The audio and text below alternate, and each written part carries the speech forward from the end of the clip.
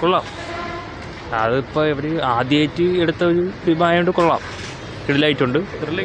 Thrilling ആണ്. അത്യാവശ്യം killing ഒക്കെ കിടിലാണ്. സിനിമയും കൊള്ളാം. എല്ലാവരും നല്ല അഭിനയിച്ചിട്ടുണ്ട്.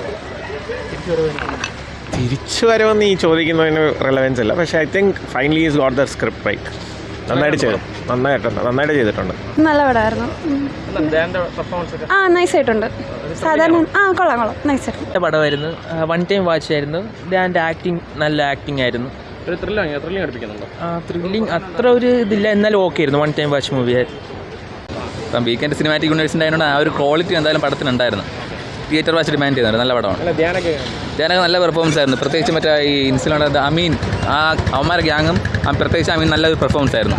കൊള്ളായിരുന്നു. നല്ല പടമാണ്. അപ്പോൾ നമുക്ക് പക്ഷേ എന്തോ ഒരു മാസമായിട്ടൊരു കാര്യം കിട്ടുന്നില്ല. നോർമലി പോകുന്നൊരു പടമാണ്. പിന്നെ നമ്മളെല്ലാവരും പ്രതീക്ഷിക്കുന്ന ഒരു ഹ്യൂമറസ് ആയിട്ടുള്ള ഒരു ധ്യാനയാണ്. പക്ഷേ ഇത് തികച്ചും ഒരു സീരിയസ് റോളാണ് പുള്ളി ചെയ്തേക്കുന്നത്. പക്ഷേ ആക്ടിങ് കൊള്ളാം. നല്ല രീതിയിൽ യൂസ് ചെയ്തിട്ടുണ്ട്. ഒരു പോസ്റ്റ് ക്രെഡിറ്റ് ഒരു സീനൊക്കെ ഉണ്ട്. അടുത്ത വർഷം അത് കാണാം. നല്ല പടം. കൊള്ളാം. ത്രില്ലിംഗ് കൊള്ളാം. നല്ല പടം. കുഴപ്പമില്ല, കാണാം. One time watch. കുഴപ്പമില്ലായിരുന്നു. ഒരു ക്രൈം ഇൻവെസ്റ്റിഗേഷൻ ബേസിലുള്ള ഫിലിമാണ്. കൊള്ളാം. നല്ല എൻജോയ് ചെയ്യാൻ പറ്റില്ല. വലിയ വാവ് ഫാക്ടർ ഒന്നും ഇല്ല, എന്നാലും ബെറ്ററാണ്. ദാൻ്റെ ബാക്കിയുള്ള പടം വെച്ച് കമ്പയർ ചെയ്യുകയാണെങ്കിൽ ബെറ്ററാണ്.